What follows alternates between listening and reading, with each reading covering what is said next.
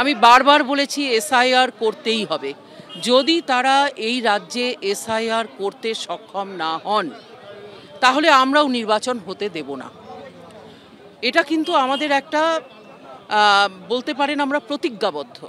আমরা অনেক সহ্য করেছি, বছরের পর বছর নির্বাচন হয়, আমাদের সাধারণ কার্যকর্তারা মার খান, আর আমাদের পুলিশ নিয়ে ঘুরতে হয়, মানুষের থেকে দূরত্ব তৈরি হয়। আমি সর্বজ্ঞভাবে এটা বলতে পারি যে এসআইআর নির্বাচন কমিশনকে ডেলিভার করতেই হবে। এসআইআর নিয়ে তৃণমূলের হুঙ্কারে পাল্টা হুঙ্কার দিয়েছেন বিজেপি বিধায়ক। রাজ্যে এসআইআর না হলে নির্বাচন করতে দেব না, নির্বাচন চাপিয়ে দিলে দিল্লিতে আগুন জ্বলবে। এসআইআর নিয়ে নিজের অবস্থানে অনড় বিজেপি বিধায়ক শ্রীরূপা মিত্র চৌধুরী। এসআইআর নির্বাচন আয়োগকে করতেই হবে, আমি ইলেকশন কমিশন অফ ইন্ডিয়ার কথা বলছি। আমি বারবার বলেছি এসআইআর করতেই হবে। যদি তারা এই রাজ্যে এসআইআর করতে সক্ষম না হন তাহলে আমরাও নির্বাচন হতে দেব না। এটা কিন্তু আমাদের একটা বলতে পারেন আমরা প্রতিজ্ঞাবদ্ধ। আমরা অনেক সহ্য করেছি, বছরের পর বছর নির্বাচন হয়, আমাদের সাধারণ কার্যকর্তারা মার খান, আর আমাদের পুলিশ নিয়ে ঘুরতে হয়, মানুষের থেকে দূরত্ব তৈরি হয়। আমি সর্বজ্ঞভাবে এটা বলতে পারি যে এসআইআর নির্বাচন কমিশনকে ডেলিভার করতেই হবে। দিল্লিতে আগুন জ্বলবে যদি নির্বাচন কমিশন আমাদের ওপর নির্বাচনটা চাপিয়ে দেন। যখন এসআইআরের প্রক্রিয়া শুরু হতে চলেছে, সে প্রক্রিয়া যেন একেবারে সঠিকভাবে হোক, তাতে নির্বাচন দেরি করে হোক, অসুবিধা নাই। অর্থাৎ নির্বাচন কমিশনকে আক্রমণ এবং একই সঙ্গে বিজেপিকে আক্রমণ। অর্ণব, প্রথমে একটুখানি উত্তর দিয়ে নিই যে গণতন্ত্রের কথা অভ্র বললেন, একটু মনে করে দেখুন যে ত্রিপুরায় যখন ওখানে রাজ্য দপ্তর তৃণমূলের সেখানে হামলা হলো, তারপর ওখানকার যিনি নেতা, যিনি ওই হামলায় নেতৃত্ব দিয়েছেন, তিনি কিন্তু অন ক্যামেরা প্রেস মিট করে বললেন, একে জাস্টিফাই করলেন। আমি বলছি যে জাস্টিফাই করার মধ্যে দিয়ে যেটা বোঝাচ্ছে সেটা হচ্ছে যে আমি শক্তি প্রদর্শন করব, যেহেতু আমার শক্তি আছে, এবং সেই শক্তিটা এইভাবেই প্রদর্শন করব। 2018 সালের পর থেকে ত্রিপুরায় তারা যে জিনিসটা দেখিয়েছেন দিনের পর দিন ধরে, তাতে আমার মনে হয় না যে গণতন্ত্র নিয়ে আর তারা কোনো কথা বলতে পারেন। তার কারণ তারা সেই গণতন্ত্রের চেহারাটা দেখানইনি ওখানে। সুতরাং সেটা একটা জায়গা। আর 2 নম্বর হচ্ছে এসআইআরটা নিয়ে তো আপত্তির জায়গা নয়, এসআইআরটা নিয়ে আপত্তির জায়গা না। আপত্তির জায়গাটা যেটা সেটা হচ্ছে যে বিহারে যে পদ্ধতিতে এসআইআর করা হয়েছে এত কম সময়ের মধ্যে, যে পদ্ধতিতে একেবারে এলাকা বেছে বেছে দলিত, মুসলিম, মহিলা, প্রান্তিক এই সমস্ত মানুষদের জায়গা থেকে নাম্বার দেওয়া হয়েছে, সেইটা নিয়ে এই আমার কাছে রয়েছে আনন্দবাজার পত্রিকার এখানে কাটিং রয়েছে, আনন্দবাজার পত্রিকার 89 লক্ষ অভিযোগ পাত্তা দেয়নি কমিশন। এটা কংগ্রেসের অভিযোগ ছিল সেই সময়।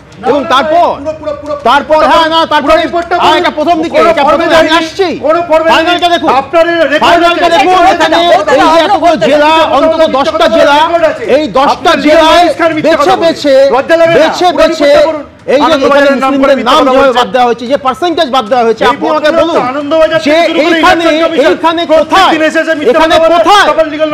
এইখানে কোথায় যে বিহারে তারা যখন বলছেন যে অনুপ্রবেশকারী ঢুকেছে, কোথায় অনুপ্রবেশকারী ঢুকেছে তারা তো বলতে পারছেন না যে কতজন অনুপ্রবেশকারী, তারা দেখাননি।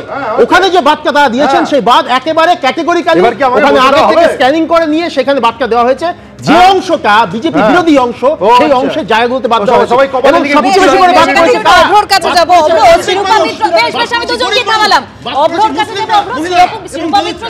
কথাটা তিনি কিন্তু বললেন যে আমাদেরকে বিভিন্ন পরিস্থিতির মধ্যে পড়তে হয়, সাধারণ মানুষের থেকে পুলিশ নিয়ে ঘুরতে হয়, সাধারণ মানুষের থেকে আলাদা হয়ে যেতে হয়। এখানেও তো ওই একটা জায়গা আসে যে দলের তরফে সেই সংগঠনটা কোথায় বা সেই ব্যাকআপটা কেন দেওয়া হবে না? আর যে হুঙ্কার তিনি দিচ্ছেন যে দিল্লিতে আগুন জ্বলবে, এ তো আগুনে ঘি ঢালার মতো পরিস্থিতি।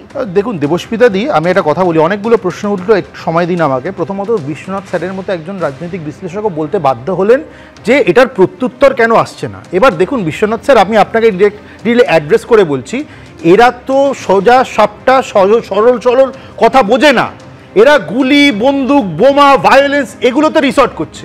এবার যেই ভাষা বোঝে, তাহলে কি আমি যদি এখন বেদবাক্য বলি, সে বেদবাক্য বুঝবে বলুন তো? অর্ণবদার মতো লোকজন যারা ভায়োলেন্সকে এখানে জাস্টিফাই করে যাচ্ছে, আমি যদি এখন সুন্দর সুন্দর মিষ্টি মিষ্টি কথা বলি, উনি সেটা বুঝবেন? নাকি এই গুন্ডা ক্রিমিনালরা আমি যদি তাদের কাছে গিয়ে হাত জোর করে বলি এটা করবেন না, তাহলে সেটা বুঝবেন? তার মানে আমাকে সেই ভাষাতেই উত্তর দিতে হবে? তার মানে ভায়োলেন্স অবশ্যম্ভাবী, সেটাকে সুস্থ মনোভাব আমাকে বলতে দিন। সবাই বলেছে আমাকে ইন্টারাপ্ট করবেন না এতবার করে, আমাকে বলতে দিন, উত্তরগুলো দিতে।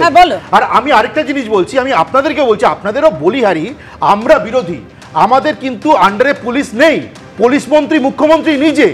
আমাদের রাজ্যের আইন শৃঙ্খলা কেন এভাবে ভেঙে পড়েছে সেইটা মুখ্য প্রশ্ন না হয়ে প্রশ্ন হচ্ছে কেন বিজেপির সংগঠন উইক, কেন বিজেপি কিছু করতে পারলো না, কেন 356 লাগু করে দেওয়া হচ্ছে না। এইটা আপনারা বলুন যে রাজ্য সরকারের থেকে পুলিশ মন্ত্রীর দায়িত্ব থেকে মুখ্যমন্ত্রী নিজে দায়িত্ব থেকে কোন জায়গায় রসতলে নিয়ে চলে গেছেন বাঙালি সংস্কৃতি এবং আমাদের স্টেটের ল অ্যান্ড অর্ডার, সেটা বলুন। আর আরেকটা জিনিস শতরূপদাকে আমি উত্তর দেবো। শতরূপদা না, এটা আমরা বলছি না, এটা বিশ্বনাথদা বলছেন। অবশ্যই বিশ্বনাথদার একটু রিঅ্যাকশন নিতে হবে। তুমি যখন বিশ্বনাথদার উদ্দেশ্যে বললে, আমি তো বলার সুযোগ পাচ্ছি না, বলবো শেষ করেন। আমি বিশ্বনাথদার কাছে 20 সেকেন্ড নিচ্ছি, 20 সেকেন্ড নিচ্ছি, আমি রিকোয়েস্ট করছি আমাকে 20 সেকেন্ড দিন। আমি শতরূপদার কথা শুনছিলাম। শতরূপদা এমনি অন্য সময় অন্য বিভিন্ন কাজে ব্যস্ত থাকতে পারে, কিন্তু শতরূপদা তুমি তো এই শোটাতে বসে রয়েছো, এখানে সবকটা প্যাকেজ শুনছো। এই শোতেই এবিপিতে বসে প্যাকেজে পরিষ্কার দেখানো হলো শুভেন্দু অধিকারী কিন্তু বলছেন বাংলাদেশি মুসলমান, উনি বাঙালি ভারতীয় মুসলমানদের কথা বলেনি।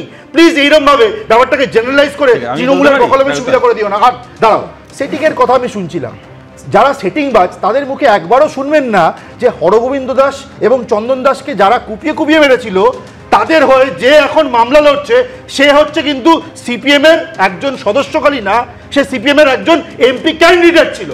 তখন সেটিংয়ের প্রশ্ন আসে না, তখন সেটা বিশাল গণতান্ত্রিক ব্যাপার। আর এটা কিন্তু মনে রাখতে হবে যে চন্দন দাস আর হরগোবিন্দ দাস নাকি সিপিএম এর সমর্থক ছিল, সেটা তারাই বলে, আমরা কিন্তু বলিনি। আর একটা জিনিস যেটা মিথ্যাচার করা হলো যে কেন কোনো অ্যাকশন নেওয়া হয়নি যখন পোস্টপোল ভায়োলেন্স হয়েছিল, আমি পরিষ্কার এনএইচআরসি ডেটা কেটে দেখলাম 5154 জন have been under arrest and they are facing trial, তার মধ্যে একাধিক কনভিকশন হয়েছে। এবার এটা যদি এবিপি স্টুডিওতে বসে গুলিয়ে দেওয়া হয় যে কনভিকশন কেন 3 বছর 4 বছরে হয়নি, তাহলে তো কিছু করার নেই, তাহলে তো পরিষ্কার কোর্টের দিকে আঙুল তোলা হচ্ছে। কিন্তু ব্যাপারটা কেন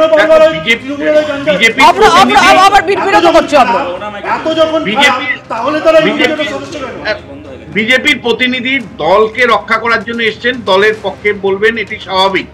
আমি প্রশ্ন তুলতে চাই, যেখানে স্টুডিও থেকে তোমরা বারবার বলছো পাপিয়া যে দল কোথায়, ব্যাকআপ নেই কেন? আজকে পূর্ব মেদিনীপুরে তৃণমূল কেন পারে না? তৃণমূল পূর্ব মেদিনীপুরে পারে না কারণ শুভেন্দু অধিকারী পুরো পার্টিটাকে নামিয়ে দেয়, পুরো পার্টিটাকে পূর্ব মেদিনীপুরে শুভেন্দু নামিয়ে দেয়। সেই কারণে তৃণমূল কংগ্রেস করতে পারে না এই ধরনের। আমি তোমাকে বলছি, তোমাদের সমস্যাটা হচ্ছে তোমরা অত্যন্ত আত্মবিশ্বাসী, তোমরা অত্যন্ত ওভার কনফিডেন্স, এবং আমরা প্রশ্ন তুলবো না। আজকে জেপি নাড্ডার দূরে আছেন, শোনা যাবে না দুজনে কথা বললে। ধারাবাহিকভাবে বিরোধী দলের নেতা যখন আটকাচ্ছে, কতগুলো তোমরা অ্যাকশন নিতে পেরেছো? আমরা প্রশ্ন তুলবো না সিবিআই ইডি কেন মাথা পর্যন্ত তদন্ত নিয়ে যেতে পারলো না, কেন মাথা পর্যন্ত ধরতে পারলো না? যে কারণে এই কোম্পানির মালিক কি করে বাইরে থেকে আমরা প্রশ্ন তুলবো না?